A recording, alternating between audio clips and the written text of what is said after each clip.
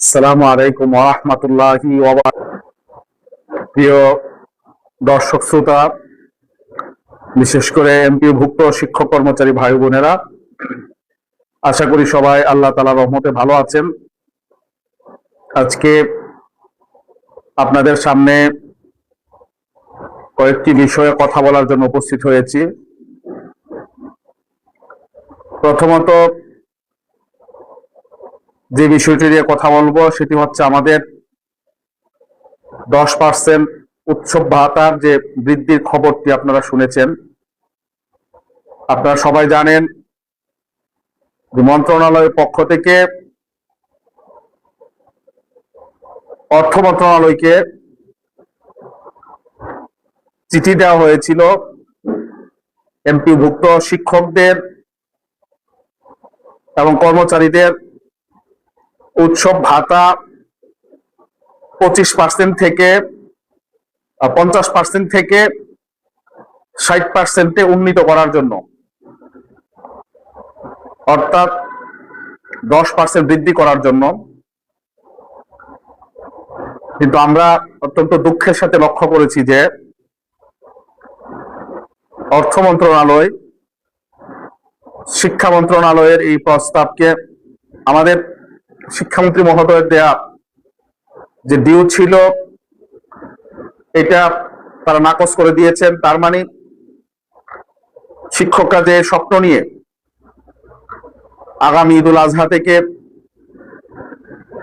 বর্ধিত উৎসব ভাতা পাবেন, যে স্বপ্ন নিয়ে তারা এতদিন ছিলেন, 6 লক্ষাধিক শিক্ষক কর্মচারীদের স্বপ্ন ভঙ্গ হয়েছে আজকে অর্থ মন্ত্রণালয়ের নাকচ করার মধ্য দিয়ে। আমরা অর্থ মন্ত্রণালয়ের এই পদক্ষেপ এবং শিক্ষকদেরকে বঞ্চিত করার যে তাদের যে পদক্ষেপ তারা নিয়েছেন, আমরা এর তীব্র নিন্দা এবং প্রতিবাদ জানাই। মাত্র 300 কোটি টাকা হলেই, একেবারে অল্প টাকা, এই টাকা হলেই বর্ধিত 10% উৎসব ভাতা দেয়া সম্ভব ছিল। আমরা শিক্ষামন্ত্রী মহোদয়ের এই পদক্ষেপে আমরা স্বাগত জানিয়েছিলাম এবং আমাদের একটি প্রত্যাশা ছিল নিশ্চয়ই উনি আমাদের মাননীয় প্রধানমন্ত্রীর সাথে কথা বলেই উনি ডিউ লেটার দিয়েছেন অর্থ মন্ত্রণালয়কে, এরকম একটা বিশ্বাস আমাদের ছিল। কিন্তু আজকে মনে হচ্ছে সম্ভবত মাননীয় প্রধানমন্ত্রীকে না বলেই ডিউ লেটারটা দেওয়া হয়েছিল এবং যার ফলে এই ডিউ লেটারটা প্রত্যাখ্যাত হয়েছে, এটাকে অর্থ মন্ত্রণালয় নাকচ করে দিয়েছে।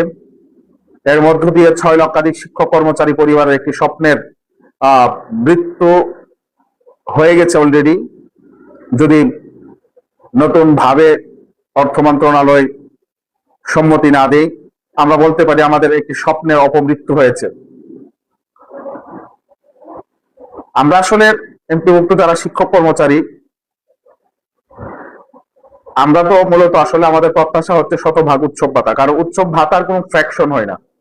উৎসবের যেমন ফ্র্যাকশন হয় না, উৎসব ভাতারও ফ্র্যাকশন হওয়ার কোনো সুযোগ নাই। আমরা আমাদের একটা প্রত্যাশা ছিল যে আমাদের উৎসব ভাতাটা, যেহেতু ইন্টারিম গভর্নমেন্ট 25 থেকে 50 করেছে, এই সরকার যদি আমাদের এটা উৎসব ভাতাটা যদি শতভাগ করেন, তাহলে আমরা অন্তত একটা বড় রকমের বঞ্চনা থেকে আমাদের চাকরি জীবনে আমরা এটা থেকে আমরা মুক্ত হব, আমাদের সে প্রত্যাশা ছিল। কিন্তু হঠাৎ করে আমরা দেখলাম যে শিক্ষামন্ত্রী মহোদয় তিনি বলেছেন যে আমরা আপাতত 10%-এর জন্য আমরা ডিউ লেটার দিচ্ছি এবং এটা পর্যায়ক্রমে অল্প সময়ের মধ্যে এটাকে 7% করা হবে। কিন্তু আজকে যে কাহিনীটি ঘটেছে, এটা আমাদের সকলের ঘুম ভাঙিয়ে দিয়েছে যে বাংলাদেশে আসলে এমপিভুক্ত শিক্ষক কর্মচারীরা আন্দোলন ছাড়া এখন পর্যন্ত কিছুই পায়নি, আগামী দিনেও পাবে না। আমাদের মন্ত্রী মহোদয় বলেছিলেন যে শিক্ষকদের আসলে আন্দোলনের কোনো প্রয়োজন নেই, যৌক্তিকভাবে তাদের যৌক্তিক দাবিগুলো যদি ডিউ প্রসেসে উপস্থাপন করা হয় মন্ত্রণালয়ের কাছে, মন্ত্রণালয় এগুলো বিবেচনা করবে, শিক্ষকদেরকে রাজপথে যেতে হবে না। কিন্তু আমাদের এখন মনে হচ্ছে আমাদের হয়তো বা রাজপথে আমাদের শেষ ঠিকানা হবে, এটা আমাদের এখন আজকের এই ঘটনার পরে আমাদের কাছে এটা ক্লিয়ার হয়ে গিয়েছে যে আমাদের ঠিকানা হয়তো রাজপথ হবে। আমাদেরকে হয়তো আবার উৎসব পাতা, শতভাগ উৎসব পাতার জন্য হয়তো আমাদেরকে আবার আন্দোলনের মাঠে নামতে হবে। এটা ইচ্ছে করে স্কুল কলেজ মাদ্রাসার কারিগরি এমপিভুক্ত শিক্ষকদেরকে আন্দোলনের মাঠে নিয়ে আসার যে কৌশল কিনা আমরা জানি না, না হলে সরকার চাইলে এই অল্প টাকা আসলে দিতে পারত। আপনারা, আমরা যখন উচ্চ ভাতার 50% উচ্চ ভাতা যখন আমরা মেনে নিলাম, অনেকে আমাদেরকে বিভিন্ন ভাবে কটূক্তি করেছেন, বিভিন্ন রকমের অশ্লীল মন্তব্য করেছেন যে আমরা কেন শতভাগ চাইলাম না, কেন শতভাগ আমরা 50% উচ্চ ভাতায় আমরা কেন আমরা সন্তুষ্ট হলাম। এখন দেখেন, আমরা তো 25 থেকে 50 চেয়েছিলাম এবং আমরা 50 নিয়ে আসছি আলহামদুলিল্লাহ, আর এখন মাত্র 10%, এটাও আপনার প্রত্যাখ্যাত হয়ে গেছে, রিজেক্ট করে দিয়েছে মন্ত্রণালয়। তার মানে মন্ত্রণালয়ের কাছ থেকে একটি টাকা আদায় করা যে কত কষ্ট এবং কত পরিশ্রমের, এটা যারা এটার সাথে যুক্ত, যারা এই আন্দোলন করে আপনাদের এই সফলতাগুলো এনে দিয়েছে তারাই মাত্র জানে। বাইরে থেকে যারা এই সমস্ত অশ্লীল মন্তব্য করেন এবং আপনার বিভিন্ন ভাবে আপনার কটূক্তি করেন, আপনারা এটা আসলে বুঝবেন না, এটা আপনাদের বোঝার এটা আসলে ক্ষমতা নাই। আমরা আন্দোলন করে 4টি সুবিধা আমাদের আদায় করেছি শিক্ষকদের জন্য: 5% ইনক্রিমেন্ট, বৈশাখী ভাতা এবং উৎসব ভাতা 25 থেকে 50, এবং সম্প্রতি আপনার আমাদের যে বাড়ি ভাড়া 15%। একটু চিন্তা করেন তো, যদি এইগুলো যদি আদায় না হইতো তাহলে এমপিভুক্ত শিক্ষা অবস্থাটা, এই শিক্ষাটা কোন অবস্থায় থাকতো? এখানে কি আপনি থাকতে চাইতেন, বা তরুণ প্রজন্মের যারা মেধাবী তারা কি আসতে চাইতো যদি এই 4টা সুবিধা যদি আপনার আদায় না হইতো এতদিনে? ইনক্রিমেন্ট একটা কত গুরুত্বপূর্ণ বিষয়, যদি এটা না থাকতো এখন কি আসতো না? মেধাবীরা এখানে আসতো না, মানে এখন যারা আসছে তারাও এখানে আসতো না। এবং আমরা যদি আন্দোলন না করতাম এই দাবিগুলো এখন আদায় হইতো না। আমার তো মানে আমার সন্দেহ লাগে যে এখনো ইমপ্লিমেন্ট হইতো না আমাদের। তো আমরা আগামী দিনে রাজপথকে আমাদের ঠিকানা হিসেবে আমরা বেছে নিব। এখন আপনারা বলবেন যে আন্দোলন কেন শুরু করছেন না, বিভিন্ন রকমের কথাবার্তা এখানে আসে। দেখেন, একটা সরকার মাত্র গঠন করেছে, তাদেরকে একটু সময় দিতে হবে, তাদের একটু সব বিষয়গুলো তাদের নিজেদের জানা দরকার, কি স্পেস দিতে হবে, একটু অবজার্ভ করা দরকার কি হচ্ছে না হচ্ছে। এরপরে আমরা তো আন্দোলন থেকে বাইরে নাই, এই যে আমরা লেখালেখি করতেছি, আমাদের লেখাগুলো আপনার সকল গোয়েন্দা সংস্থা দেখতেছে, সরকারের পদস্থ কর্মকর্তারা দেখতেছে, সরকারের যারা আপনার ক্ষমতায় আছে অনেকে আমাদের সাথে যুক্ত আছেন, সোশ্যাল মিডিয়ায় বিরোধী দলে যারা আছেন তারা অনেকে আমাদের এখানে যুক্ত আছেন। তো তারা দেখছেন, এটাও তো আমাদের একটা আন্দোলনের অংশ। দেখেন, আপনাদের নিশ্চয়ই মনে আছে যে আমাদের এই যে শিক্ষাগত যোগ্যতার বিষয়টা নিয়ে আপনার এটা তুলে দেওয়ার জন্য অনেক ষড়যন্ত্র হয়েছে, কিন্তু আমরা সোশ্যাল মিডিয়ায় সরব হওয়ার কারণে কিন্তু এটা বন্ধ হয়েছে। দ্যাট মিনস আমরা কিন্তু কাজ করছি, এবং এটাও কিন্তু একটা আন্দোলনই। এই যে সোশ্যাল মিডিয়া আজকে লাইভ করছি, এটাও একটা আন্দোলনের অংশ। আমরা শতভাগ উৎসব ভাতার ব্যাপারে আমরা স্মারকলিপি, প্রথমে স্মারকলিপি, এরপরে সংবাদ সম্মেলন, এরপরে আমরা হয়তো মাঠের আন্দোলনে যাব, জাতীয় কর্মকর্তা জোটের মিটিং এ চূড়ান্ত সিদ্ধান্ত হবে। এটা খসড়া চিন্তা ভাবনা আমি করছি। আমরা আন্দোলনে যাব, আমরা আমাদের অধিকার আদায়ের জন্য যা যা করা দরকার সবই করব। ভয় ভীতি দেখিয়ে মাঠের আন্দোলনকে মানে টলারেট করা হবে না, স্পেস দেওয়া হবে না, এগুলো বলে কোনো লাভ নাই। আমরা আন্দোলন করছি একেবারে 17 সাল থেকে, বিগত সরকারের সময় আন্দোলন করেছি, এবং সবচেয়ে বেশি আন্দোলন করেছি আমরা শিক্ষকরা। যদিও আউটপুট ছিল কম, কিন্তু আন্দোলন সবচেয়ে বেশি আমরা করেছি। ইন্টারিম কন্ট্রাক্টের সময় আমরা করেছি, সামনেও আমরা আন্দোলন করব। আমাদের যৌক্তিক দাবি দেওয়া যদি এইভাবে নাকচ করে দেওয়া হয়, প্রত্যাখ্যান করে দেওয়া হয়, এবং এগুলোর প্রতি বৃদ্ধাঙ্গুলি দেখানো হয়, তাহলে এগুলোর ফাইসালা মাঠেই হবে ইনশাল্লাহ। জাতীয় প্রেস ক্লাবে, খোলা চত্বরে, অথবা শহীদ মিনারে, অথবা সোহরাওয়ার্দীতে আমাদের এই যৌক্তিক দাবির ফয়সালা ইনশাল্লাহ হবে আগামী দিনে। আমরা সেইভাবে প্রস্তুতি নিচ্ছি। আমাদেরকে আরেকটি বিষয় হতাশ করেছে, সেটি হচ্ছে আমাদের যে পে স্কেল। আপনারা সবাই জানেন, আজকে আমাদের মাননীয় প্রধানমন্ত্রীর সাথে মাননীয় অর্থমন্ত্রী এবং সংশ্লিষ্ট যারা পে স্কেলের সাথে যারা জড়িত, মন্ত্রিপরিষদ সচিব সহ ওনাদের মিটিং ছিল, এবং ওই মিটিং এ আমরা যেটুকু দেখেছি, মিটিং এ সিদ্ধান্ত হয়েছে যে রিপোর্টকে আরো পর্যালোচনা করে যে আপনার পরবর্তী সামারি যেটা হবে, ওই সামারির উপর সরকার কাজ করবে। এটা আমাদের কাছে আসলে এটা কালক্ষেপণ মনে হচ্ছে, সময়ক্ষেপণ, কালক্ষেপণ মনে হচ্ছে আমাদের কাছে। সরকার চাইলে, যেহেতু বিগত ইন্টারিম গভর্নমেন্ট এখানে 21,000 কোটি টাকা রেখে গিয়েছিল, সরকার চাইলেই কিন্তু, আন্তরিকতা থাকলে সরকার কিন্তু এটা আপনার অন্তত ধাপে ধাপে বাস্তবায়ন করতো। যেহেতু একটা অর্থ ছিল, একটা অংশ অন্তত বাস্তবায়ন করতো, বাকিটা পরবর্তী বাজেট থেকে করার সুযোগ ছিল। কিন্তু আমরা আন্তরিকতা যথেষ্ট মানে আপনার ঘাটতি দেখছি, এখানে যথেষ্ট অভাব দেখছি, যার কারণে আমরা শুনেছি, যুগান্তরে রিপোর্ট করেছে যে এখানকার যে পে স্কেল বাস্তবায়নের জন্য যে টাকা রাখা হয়েছিল, এগুলো বিভিন্ন আপনার প্রজেক্টে, যে আপনার ওই যে কি বলে আপনার কৃষি কার্ড, ফ্যামিলি কার্ড এবং অন্যান্য আপনার যে জ্বালানিতে ভর্তুকি সহ বিভিন্ন জায়গায় অলরেডি নিয়ে নেওয়া হয়েছে। তো এখানে আজকে প্রথম আলোর যে রিপোর্ট, যেটা রিপোর্ট করেছে তারা বলছে যে পে কমিশনের যে রিপোর্ট, এটা পর্যালোচনা হবে, পর্যালোচনার পরে এটা সরকার চিন্তা ভাবনা করবে। আমাদের কাছে মনে হয় এটা কালখবর, এটাও আমাদেরকে হতাশ করেছে। এই ব্যাপারে সরকারি দল তো তারা দিতে চাইবে না, এটাই স্বাভাবিক প্রক্রিয়া। কিন্তু বিরোধী দল যারা আছেন, শুধুমাত্র আমরা হাসনাত আব্দুল্লাহ এমপি মহোদয় তাকে শুধু দেখেছি যে এই ব্যাপারে সংসদে কথা বলেছেন, কিন্তু বিরোধী দলের অন্যান্য যারা আছেন, মাননীয় বিরোধী দলের নেতা সহ আরো যারা আছেন, আপনাদের কাছ থেকেও আমরা জাতীয় সংসদে এই ব্যাপারে আমরা জোরালো বক্তব্য আশা করি, যাতে প্রজাতন্ত্রের কর্মচারীদেরকে যাতে বঞ্চিত আর না করা হয়। অন্তত 11 বছর বঞ্চিত করা হয়েছে। আমরা বলছি না যে এখনই আপনারা সবটা দেন, আপনারা যদি এখনই সবটা না দিতে পারেন, অন্তত এটাকে আপনারা পর্যায়ক্রমে দেন, কয়েকটা ধাপে ধাপে আপনারা দেন। কিন্তু প্রজ্ঞাপনটা আপনারা এটা জানুয়ারির 2026 জানুয়ারি 1 তারিখ থেকে যাতে বাস্তবায়ন হয়, এটা আমরা জোর দাবি সরকারের কাছে রাখতে চাই।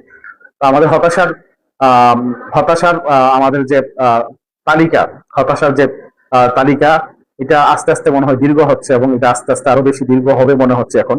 কারণ আমাদের যে প্রত্যাশা ছিল, আমাদের মাননীয় শিক্ষামন্ত্রী মহোদয় দায়িত্ব নেওয়ার পরে ওনার প্রতি যে আমাদের যে প্রত্যাশা ছিল, সেই প্রত্যাশায় মনে হয় ভাটা পড়া শুরু করেছে। বিশেষ করে আমাদের তরুণ প্রজন্মের আইসিটিতে যারা এক্সপার্ট এবং যারা তুলনামূলক মেধাবী, আমাদের তরুণ প্রজন্মের এই শিক্ষকদেরকে পলিটিক্যালি মোটিভেটেড একটি সিদ্ধান্তের মাধ্যমে ইতিমধ্যে প্রতিষ্ঠান প্রধান এবং সহকারী প্রধান হওয়ার ব্যাপারে তাদেরকে বড় রকমের একটা ব্যারিকেড তৈরি করা হয়েছে এবং তাদেরকে বঞ্চিত করা হয়েছে। এটা স্পষ্টত এটা একটা বেআইনসাফি, এটা যে জিনিসটা করা হয়েছে। এবং আগামী দিনে এমপিভুক্ত শিক্ষায় গুণগত শিক্ষা নিশ্চিত করার লক্ষ্যে এটা বড় রকমের একটা প্রতিবন্ধকতা তৈরি করবে, এতে কোনো রকমের সন্দেহ নেই।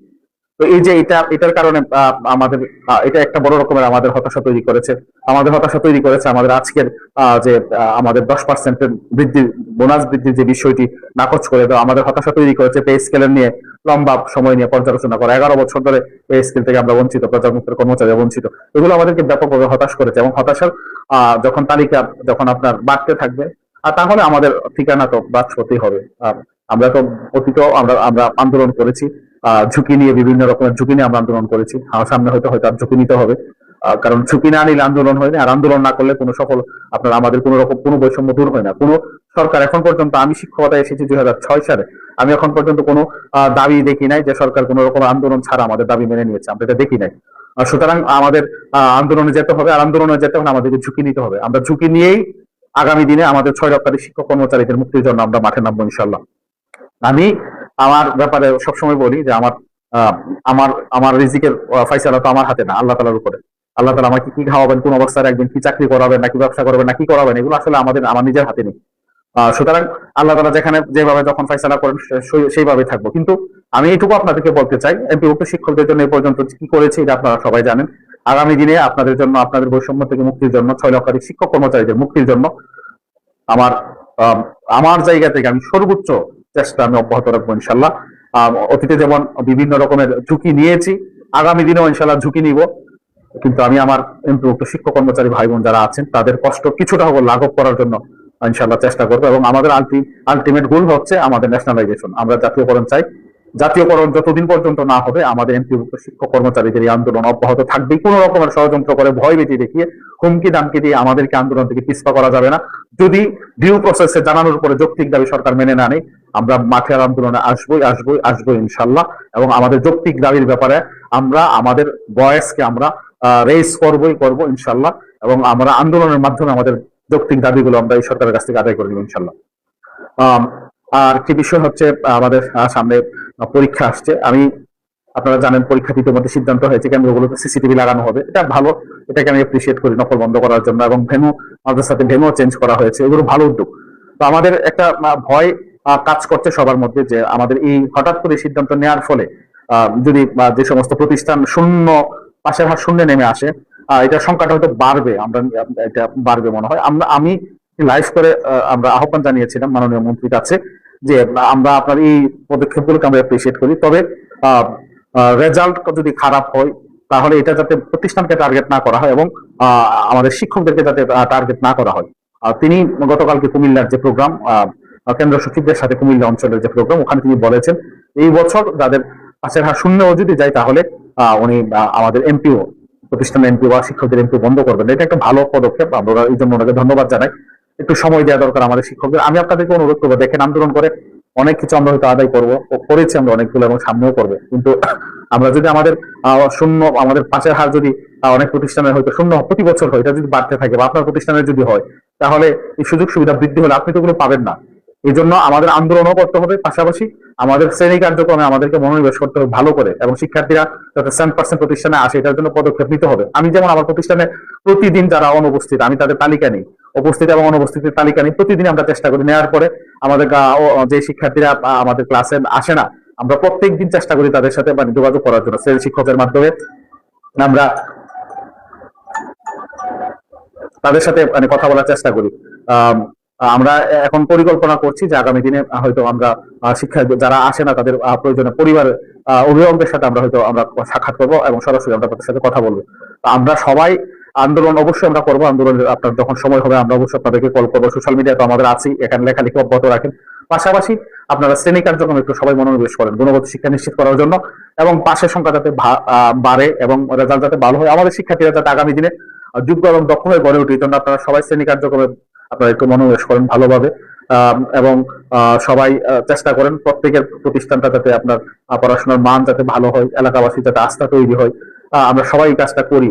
আমি এই বিষয়গুলো নিয়ে আপনারা জানেন, যেখানে যাই বাংলাদেশের যে কোনো জায়গায় আমি যাই, যেখানে কথা বলার সুযোগ হয়, আমাদের শিক্ষকদের যে দায়িত্ব এবং কর্তব্য এবং এই বিষয়গুলো নিয়ে কিন্তু আমি 4-5 মিনিট সবসময় কথা বলি। এখনো বলছি আপনাদেরকে যে আমাদের পড়াশোনার পরে মানে আমাদের পড়াশোনায় আমাদের যে শিক্ষকতার যে দায়িত্ব আছে, এই দায়িত্বগুলো আমরা সঠিকভাবে আমাদের সবাইকে পালন করতে হবে। আগামী দিনের যে পরীক্ষা কেন্দ্রে আমরা এমন ভাবে সবাই থাকবো যাতে আমাদেরকে অসম্মানিত না হতে হয়, লজ্জিত হতে না হয়, আমার কোনো আচরণের কারণে, কোনো ব্যবহারের কারণে অথবা আমার কোনো পদক্ষেপের কারণে আমাকে যাতে লজ্জিত হতে না হয়। এই জন্য আমরা বিশেষ করে যারা কেন্দ্র সচিব আমরা আছি, সবাই চেষ্টা করবো যে আমাদের প্রতিষ্ঠানের, আমাদের নিজেদের ইজ্জত নষ্ট হয়, মান সম্মান নষ্ট হয়, সুনাম নষ্ট হয়, এমন কোনো কাজ যাতে আমরা না করি। আমরা সরকার যেভাবে চাই সম্পূর্ণ নকলমুক্ত পরিবেশে পরীক্ষা নেওয়ার জন্য আমরা এটা সবাই চেষ্টা করব। এর বাইরে বৈশ্বিক পরিস্থিতি আপনারা জানেন, বৈশ্বিক পরিস্থিতি খুবই খারাপ। তেলের জন্য যে হাহাকার, এটা কিন্তু আমরা সবাই দেখতে পাচ্ছি। আমি আজকেও গিয়েছিলাম ময়মনসিংহ টাউন হলে আমাদের ডিসি মহোদয়ের সাথে সাক্ষাৎ করার জন্য, প্রয়োজনে ওখানে দেখেছি লাইন, দীর্ঘ লাইন আপনার তেলের জন্য হাহাকার। আমরা সবাই সরকারের, আমরা সচেতন নাগরিক হিসাবে আমাদের যাতে আমাদের জ্বালানি সাশ্রয়ী হয়, বিদ্যুৎ যতটুকু না ব্যবহার না করলেই নয়, এটুকু আমরা ব্যবহার করি, জ্বালানি যতটুকু সম্ভব সাশ্রয়, অতিরিক্ত আপনার ফ্যান না চালানো, অতিরিক্ত লাইট না চালানো, যেগুলো সাধারণত আমরা অন্য সময় জ্বালাই, যদি এটা প্রয়োজন না হয়, বিশেষ প্রয়োজন না হলে আমরা এগুলো বন্ধ করে রাখতে পারি। এইভাবে আমরা ইচ্ছা করলে সরকারকে আমরা সহযোগিতা করতে পারি, দেশকে সহযোগিতা করতে পারি। বিদ্যুতের অপচয় রোধ করে এটা আমাদের করা দরকার। আর অনলাইনের ব্যাপারে এখন পর্যন্ত সরকারের কোনো সিদ্ধান্ত আসেনি, এটা নিয়ে অনেকে কথা বলেছেন, আমরা বিরোধী নেতাকে দেখেছি এবং অনেকেই এটা নিয়ে কথা বলেছেন অনলাইনের ব্যাপারে। গতকালকে নয়া দিগন্তে আপনার একটা রিপোর্ট হয়েছে, ওখানে আমার একটা বক্তব্য কোট করা হয়েছে। তা আমরা যেটা বলেছি যে মর্নিং ক্লাসটা শুরু করা হোক, যাতে কোনোভাবে আমরা আর অনলাইনে যেতে চাই না, কারণ করোনার যে তিক্ত অভিজ্ঞতা এটা আমাদের মাথায় এখনো আছে এবং এটা আমাদেরকে এখনো তাড়া করে বেড়ায়। এবং এই সনদের যে বিষয়গুলো আপনারা জানেন, যে আপনার পরীক্ষা না দিয়ে যে সনদ, অটোফাসের যে সনদ, এগুলো এবং আন্দোলনের মাধ্যমে পরীক্ষা না দিয়ে সনদ নেওয়ার যে আপনার সংস্কৃতি চালু হয়েছিল, এটা যদি না যেতে হয় তাহলে আমাদেরকে অবশ্যই অনলাইন ক্লাসে যাওয়া যাবে না ফিরে, আমাদেরকে অবশ্যই অফলাইন ক্লাসে থাকতে হবে। এবং প্রয়োজনে মর্নিং ক্লাস অথবা ক্লাসের যদি ডিউরেশন কমাইতে হয় একটু কমাই দিতে পারেন, অথবা যদি আপনার হয় ক্লাসটা যদি ইচ্ছা করেন সকাল থেকে শুরু করতে পারেন, সকালে বিদ্যুতের এত প্রয়োজন হয় না। তো এই বিষয়গুলো ছিল আজকে। তো আমরা মূলত হতাশা নিয়ে আজকের লাইভটি করেছি এবং হতাশা নিয়ে আজকের লাইভ থেকে বিদায় নিচ্ছি। সরকারের শুভ উদ্যোগ হোক, শিক্ষকদের যে আপনার শিক্ষক কর্মচারীদের যে যৌক্তিক দাবি, যে শতভাগ উচ্চ ভাতা সরকার এটার ব্যবস্থা করবেন, আমরা প্রত্যাশা রাখি। এবং আমাদের যে পে স্কেল 11 বছর ধরে আমাদেরকে বঞ্চিত করা হয়েছে, পে স্কেল দ্রুত এটার প্রজ্ঞাপন জারি হবে সে প্রত্যাশা রাখছি। না হলে আমাদের হতাশা কিন্তু অলরেডি বাড়া শুরু করেছে এবং আমরা চাই না এই হতাশার তালিকা এটা আরো দীর্ঘায়িত হোক। এটা আমাদের জন্য মঙ্গল হবে না, এটা সরকারের জন্য মঙ্গল হবে না। সরকার আশা করি আমাদের ব্যাপারে সিম্পিতি তৈরি হবে, শুভবুদ্ধি উদয় হবে, আমাদের যৌক্তিক দাবিগুলো মেনে নিবে এবং আমাদেরকে শ্রেণী কার্যক্রমে যাতে আমরা পরিপূর্ণভাবে মনোনিবেশ করতে পারি, আমাদের শ্রেণী পক্ষে যাতে আমরা থাকতে পারি, কোনো রকমের মাঠের আন্দোলন যাতে না যেতে হয়, এটা সরকার এটা ব্যবস্থা নেবেন, আমাদের শিক্ষামন্ত্রী ব্যবস্থা নেবেন, অর্থমন্ত্রী এবং মাননীয় প্রধানমন্ত্রী ব্যবস্থা নেবেন, সে আশাবাদ ব্যক্ত করছি আপনাদের কাছে। আপনারা অনেকে অনেক কমেন্ট করেন, আসলে সব কমেন্টের আসলে উত্তর আসলে দেওয়ার সম্ভব হয় না, কারণ অনেক এগুলো উত্তর দিতে গেলে লম্বা সময় চলে যায়। বদলির যে বিষয়টা আপনার কথা বলছেন, বদলি নিয়ে কাজ হচ্ছে, আপনারা জানেন যে বদলির ব্যাপারে আমরা বলেছি যেভাবে আছে এইভাবে অন্তত শুরু করা হোক বদলিটা। তো আমরা যেটা শুনেছি গত বৃহস্পতিবারের মিটিং এ বদলি ওখানে নাকি আপনার আলোচনা হয়েছে যে বদলিটা আপনার ওখানে প্রতিষ্ঠান প্রধান এবং অফিস সহকারী যারা আছে এবং ফোর্থ ক্লাস এমপ্লয়ি সবাইকে এখানে ইনক্লুড করা হচ্ছে, এটা ভালো। কিন্তু এগুলো অন্তর্ভুক্ত করতে গিয়ে যাতে সময় ক্ষেপণ যাতে না হয়, প্রয়োজনে যেভাবে আছে এটা শুরু হোক, পরবর্তীতে ওনাদেরকে ইনক্লুড করা যাবে। এটা আমরা বদলিটা, কারণ আমি এই কারণে বলছি, কারণ বদলির জন্য অনেকে দূর দূরান্ত থেকে ফোন করে, অনেকে কান্না পর্যন্ত করে আমার সাথে ফোন করে। যদিও আসলে এই ক্ষেত্রে আমার খুব বড় রকমের কোনো ভূমিকা নাই যে আমি কিছু করতে পারবো, কিন্তু আমরা মন্ত্রণালয়কে হয়তো ফোনে বলি, যখন অথবা সাক্ষাৎ হয় তখন ওনাদেরকে হয়তো বলি কাজ মানে বদলির বিষয়টা নিয়ে বলি, যেটা দ্রুত দেওয়ার জন্য সোশ্যাল মিডিয়া হয়তো আমরা কথা বলি। আমরা চাই বদলিটা দ্রুত যাতে চালু করা হয়। এটা কিন্তু এখানে কোনো টাকা পয়সা যেহেতু লাগে না, সরকার চাইলে দ্রুত সময়ের মধ্যে বদলিটা চালু করা দরকার, শুধু আন্তরিকতার দরকার। আমরা সরকারের কাছ থেকে সর্বোচ্চ আন্তরিকতার বদলির ব্যাপার আমরা দেখতে চাই। অনেকে সালাম দিয়েছেন, সকল কাজ ওয়ালাইকুম আসসালাম রহমতুল্লাহ একসাথে দিয়ে দিলাম, কারণ এখানে আপনারা অনেক কমেন্ট করেন, সবগুলো কমেন্টের হয়তো আমার পক্ষে দেখা হয়তো দেখি, কিন্তু সবগুলো তো আসলে ইয়ে করা সম্ভব না। আন্দোলনের ডাক আপনারা মানে অপেক্ষা করেন, আমরা অবজার্ভ করছি এবং আমাদের কি করণীয় আমরা এটাকে ফিক্স আপ করে আমরা সেভাবে ইনশাল্লাহ অগ্রসর হব। আমরা আন্দোলনে আছি, আমরা অনলাইনে আন্দোলনে আছি এবং ফোনে বিভিন্ন জায়গায় বিভিন্ন ভাবে কথা বলছি। ইবতেদায়ীর 13তম গ্রেডের ব্যাপারে আজকে একজন আমাকে ফোন করেছিলেন, এই বিষয়টা আসলে দুঃখজনক।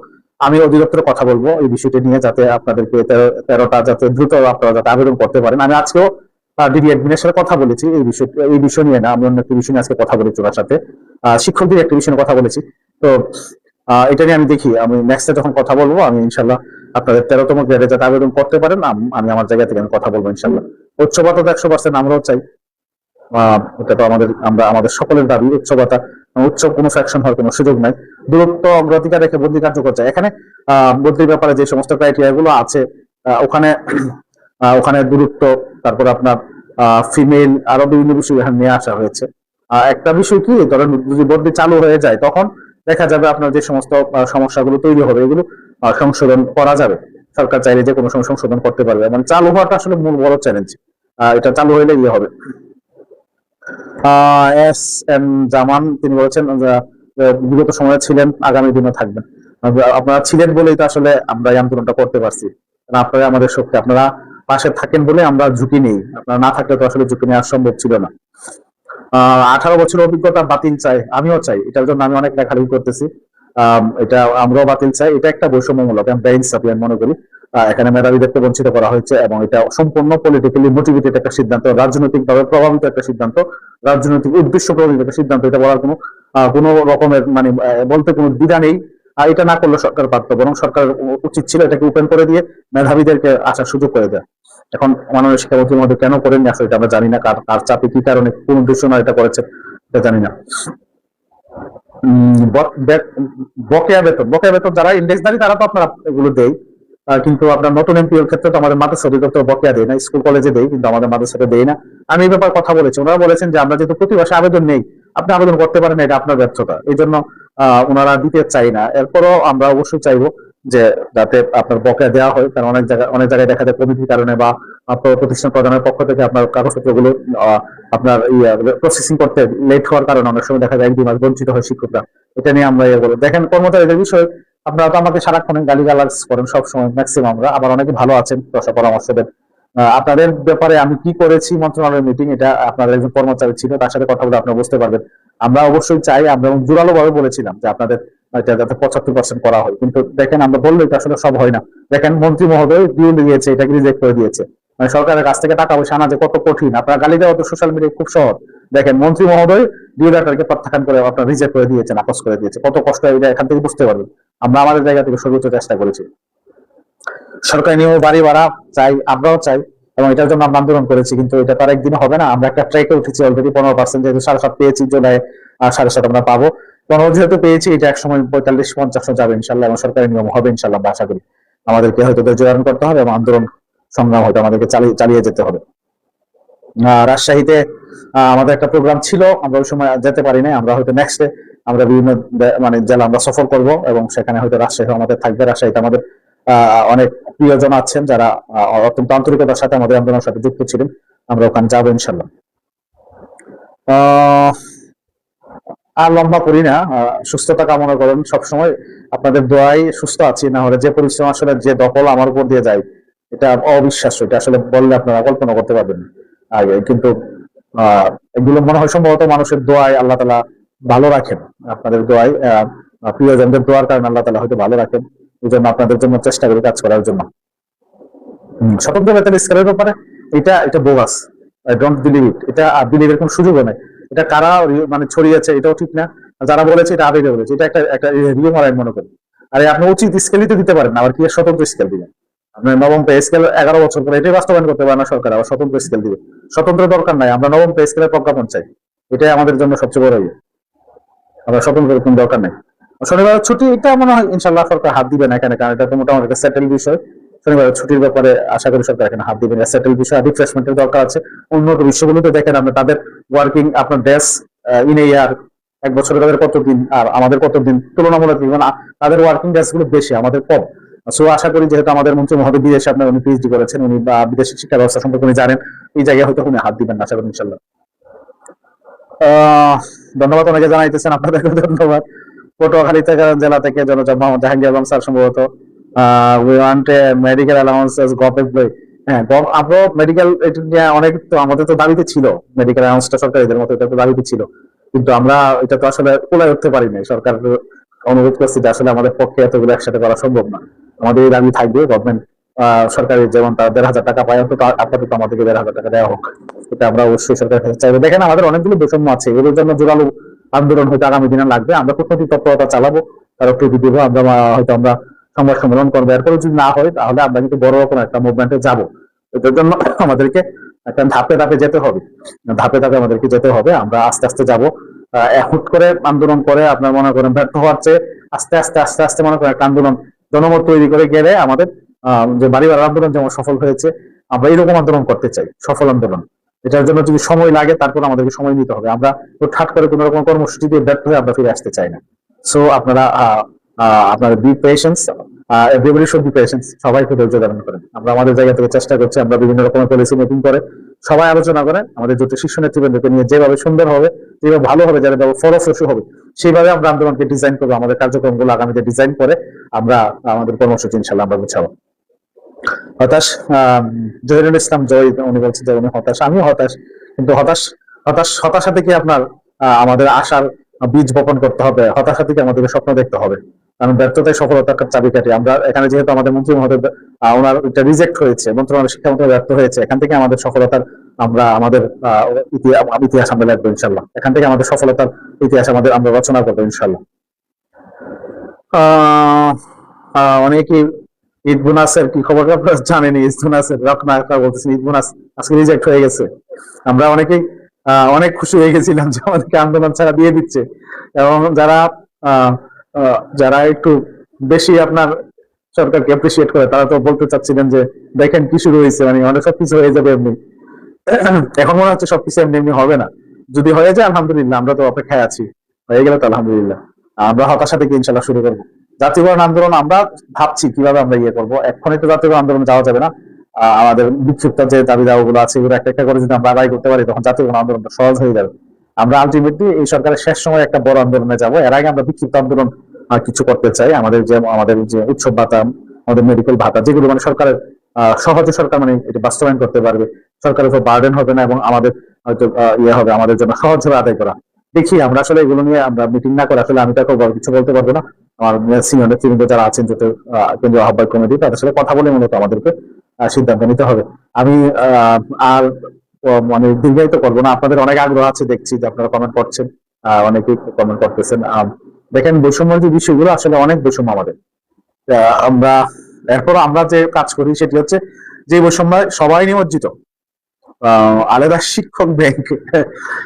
আমরা আমাদের তো অনেক স্বপ্ন, একটা শিক্ষক ব্যাংক হইলে আমাদের শিক্ষকরা লোন নিতে পারতো, এখন তো শিক্ষকদের মোটা অঙ্কের টাকা দিয়ে লোন নিতে হয়। এটা আমরা আওয়াজ উঠাবো, আওয়াজ উঠানোর যৌক্তিক এটা নিয়ে আরো কথাবার্তা হয়েছে, অনেকেই বলছে এটা আমরা আওয়াজ উঠাইতে পারি, সরকার কখন করবে আমরা জানি না। আমরা শিক্ষক ব্যাংক, শিক্ষকদের জন্য হাসপাতাল, সরকারি কর্মচারীদের জন্য আপনার বিশেষায়িত হাসপাতাল আছে, আপনার সেনাবাহিনীর জন্য আছে, পুলিশের জন্য আছে, কিন্তু আমাদের 6 লক্ষাধিক শিক্ষক কর্মচারীর জন্য হাসপাতাল নেই। আমরা একটা হাসপাতালে একটা দাবি করতে পারি, এটা অত্যন্ত মানে গুরুত্বপূর্ণ দাবি হতে পারে আমাদের। আমাদের একটা ব্যাংকের জন্য আমরা দাবি করতে পারি, দাবি এটা আমরা উঠাইতে পারি, সময় হয়তো লাগবে, সময় লাগবে। আর সর্বশেষ যে বিষয়টা নিয়ে কথা বলবো সেটি হচ্ছে মৎস্য কল্যাণের যে বিষয়টা, এটা অত্যন্ত দুঃখজনক। এটা সরকার, আমি জানি না আসলে সরকারের যারা নীতি নির্ধারক ওনারা কি বিষয়টা ভাবেন কিনা আমি জানি না। ওই দিন যুগান্তর আপনার যে রিপোর্ট করেছে আপনারা দেখেছেন, 15% শিক্ষক তার যে অবসর কল্যাণের টাকা এটা পাওয়ার আগে দুনিয়ার যে এই জিন্দিগির সফরটা শেষ হয়ে যায়। এটা কত বড় যে অমানবিক, যে একটা লোক সারা জীবন কাজ করে চাকরি করে কিছু টাকা জমাইলো, এই টাকাটা আপনার সে বুক করতে পারে না শেষ বয়সে এসে। এটা বুক করা ছাড়াই কষ্ট করে আপনার দুরারোগ্য ব্যাধিতে আক্রান্ত হয়ে আর সব স্বপ্ন আপনার রেখেই এগুলোকে মাটি চাপা দিয়ে দুনিয়া থেকে যেতে হয়। এটা যে কত বড় অমানবিকতা এবং বেইনসাফি এবং জুলুম এবং রাষ্ট্রীয় জুলুম, এটা আসলে আমরা আসলে এটা বর্ণনা করতে পারবো না। রাষ্ট্রকে এটা অনুভব করে না। আমরা 6 মাসের মধ্যে আমাদের সকল শিক্ষকদের যত দাবি দেওয়া আছে সরকারকে বিশেষ ব্যবস্থাপনা এটা ব্যবস্থা করার জন্য আমরা অনুরোধ করছি। আমরা তো 10% প্রতি মাসে আমাদের বেতন থেকে নিচ্ছেন, এর বাইরে যেটুকু লাগে এটা দিয়ে যত দ্রুত সম্ভব আমাদের যারা অবসররত শিক্ষক আছেন তাদের যে দাবিগুলো আছে, তাদের যে পাওনাগুলো আছে, এটা আপনারা পূরণ করার জন্য চেষ্টা করবেন। রেশনিং ব্যবস্থা, দাবি তো আসলে শেষ নাই, অনেক রাত দাবি আমাদের। আমি যে জিনিসটা বলছিলাম যে আমাদের তো অনেক বৈষম্য, তো আমরা আমরা আসলে কোনগুলো নিয়ে কাজ করি? আমরা মূলত কাজ করি আপনার যে বৈষম্যগুলোর সাথে আপনার ম্যাক্সিমাম আপনার আমাদের শিক্ষক কর্মচারী জড়িত, আমরা এটাকে প্রায়োরিটি দিয়ে এটাকে আমরা ফোকাস এনে মূলত আমরা আন্দোলনটা করি। এর বাইরে বিক্ষিপ্তভাবে যাদের যে সমস্যাগুলো আছে আমাকে জানানোর পরে আমি চেষ্টা করি সংশ্লিষ্ট কর্তৃপক্ষের সাথে কথা বলার জন্য, এবং দেখা যায় আলহামদুলিল্লাহ অনেক জায়গায় ফোন করার পরে ওনারা কাজগুলো করে দিচ্ছেন। এবং ফিসাবিলিল্লাহ আল্লাহর ওয়াস্তে আমি আবারও বলছি, এখন পর্যন্ত যতটুকু উপকার করেছি, অনেকের অসংখ্য মানুষের উপকার করেছি, যতটুকু করেছি আল্লাহর ওয়াস্তে করেছি। কারো কাছ থেকে একটি টাকাও নেই নাই এবং কারো কাছ থেকে এক কাপ চাও খাই নাই, এবং আগামী দিনে যাতে এটা অব্যাহত রাখতে পারি। আমার ওই যে অডিটে আসছিল, অডিটের যারা অডিটর এবং আপনার অডিটের যারা ইন্সপেক্টর যারা এখানে যারা আসছিল আমার এখানে, ওনারা আমাকে একটা জিনিস বলছেন যে আপনার জন্য বিভিন্ন জায়গা থেকে ফোন করে আমাদেরকে অনুরোধ করে যে আপনার যাতে কোনো ক্ষতি না হয়। তো ওনারা এই বিষয়টা কিন্তু বলছে আমাকে, এবং বলছে যে আপনি এখন যেভাবে আছেন আমরা অবশ্যই প্রত্যাশা করবো এইভাবে আপনি সারা জীবন থাকবেন। আমি এইভাবে যদি থাকতে পারি আপনারা আমার জন্য দোয়া করবেন। আমি যাতে মানে অবৈধ টাকা পয়সা, হারাম কোনো টাকা পয়সার প্রতি যাতে আমি আমার আল্লাহ তাআলা যাতে কোনো সময় লোভ তৈরি না করে, এটা আপনাদের কাছে প্রত্যাশা। আমি যেটুকু ইনকাম করি আলহামদুলিল্লাহ, আমি এটুকু দিয়ে আলহামদুলিল্লাহ মোটামুটি সচ্ছল ভাবে আমি আমার পরিবার নিয়ে জীবনযাপন করতে পারবো। এর বাইরে আমার টাকার তো আপনার সবাই চাই একটু বেশি টাকা পয়সা ইনকাম করার জন্য, কিন্তু আমার এটুকু হলে আলহামদুলিল্লাহ আমার হবে। আমার এর চেয়ে বেশি দরকার নাই, আমার এত বড় কোনো প্রত্যাশা নাই। আমি মোটামুটি স্বাভাবিকভাবে ডাল ভাত খেয়ে যদি হালাল ভাবে যদি জীবনযাপন করতে পারি আলহামদুলিল্লাহ। যার কারণে আলহামদুলিল্লাহ এখন পর্যন্ত 17 সাল থেকে এখন পর্যন্ত শিক্ষকদের জন্য কাজ করছি। আমাকে এখন পর্যন্ত হারাম স্পর্শ করতে পারে নাই। চেষ্টা করেছি, ভুলবশত যদি কোনো কিছু হয়ে থাকে আল্লাহর কাছে ক্ষমা চাই, কিন্তু জেনে শুনে কারো উপকার করে কারো কাছ থেকে এক কাপ চাও খাইনি, এক টাকাও নেই, এবং হারাম কোনো কাজের সাথে নিজেকে জড়িত করি না। চেষ্টা করি এগুলোতে, বিশেষ করে আমরা ইনকামের ব্যাপারে, রুজি রোজগারের ব্যাপারে হারামের সাথে নিজেকে যুক্ত না রাখার জন্য সর্বোচ্চ চেষ্টা করি, এবং আল্লাহর কাছে সবসময় প্রার্থনা করি আল্লাহ তাআলা যাতে এগুলো থেকে মুক্ত রাখেন। তো এইরকম যাতে থাকতে পারি, সবাই দোয়া করবেন, আপনাদের কাছে দোয়া চাই। এইভাবেই আপনাদের সেবা করতে চাই, এবং আপনাদের শুধু দোয়াটাই আমি চাই, আর কিছু না। অসংখ্য ফোন আসে সারাদিন, বিভিন্ন সময় অনেক সময় বিরক্ত হয়, এটার জন্য আসলে দুঃখ প্রকাশ করছি। এত ফোন আসে অনেক সময়, আমার পক্ষে একা আপনারা 6 লাখ শিক্ষক কর্মচারী, আমি তো একা, অনেক ফোন আসে, এগুলো অনেক সময় বিরক্ত হয়। আপনারা আল্লাহর রাস্তায় আমাকে ক্ষমা করবেন। অনেক সময় দেখা যায় আমি ঘুমিয়ে আছি 12টার সময় ফোন দেন, একটু বিরক্ত অনেক সময় হয়, হয়তো একটু কটু কথা বলে ফেলি, আমি আল্লাহর রাস্তায় মাপ চাই। এটা আমার দুর্বলতা, এটা আমার ব্যর্থতা, যে আমি আপনাদের সাথে হয়তো এটা সবার সাথে হয় না যারা এটা করে। অনেক সময় ফজরের সময় দেখা যায় একটু ঘুমানোর চেষ্টা করি, মোবাইল এখন আমি যার কারণে মোবাইল বন্ধ করে রাখি, সকালে আমি মোবাইল বন্ধ রাখি, ঘুমাই গেলে আমি মোবাইল বন্ধ করে ফেলি, কারণ আসলে আমি নিতে পারতেছি না, প্রচুর ফোন আসে। তো চেষ্টা করি আপনাদের জন্য, আপনারা দোয়া করবেন আল্লাহ যাতে আমাকে সুস্থ রাখে, নিরাপদে রাখে, আপনাদের সেবক হয়ে, খাদেম হয়ে বিনা স্বার্থে যাতে যতদিন আল্লাহ বাঁচায় রাখেন যাতে কাজ করতে পারে, এবং আপনাদের দোয়াই বেঁচে থাকতে পারি, দোয়া নিয়েই যাতে দুনিয়া থেকে যাইতে পারি, কোনো সময় যাতে আমাকে কোনো রকমের মানে খারাপ কোনো অভিযোগ নিয়ে না যেতে হয়, এই জন্য সবাই দোয়া করবেন। সকলের সুস্থতা কামনা করছি। সবাই ভালো থাকবেন, সুস্থ থাকবেন, আমাদের সাথেই থাকবেন। আগামী দিনে শিক্ষকদের অধিকার আদায়ের যে কোনো আন্দোলনে আপনারা পাশে থাকবেন সে আশাবাদ ব্যক্ত করে সকলের সুস্বাস্থ্য কামনা করে আজকের লাইভ থেকে বিদায় নিচ্ছি। আল্লাহ হাফেজ। আসসালামু আলাইকুম ওয়া রাহমাতুল্লাহি ওয়া বারাকাতুহু।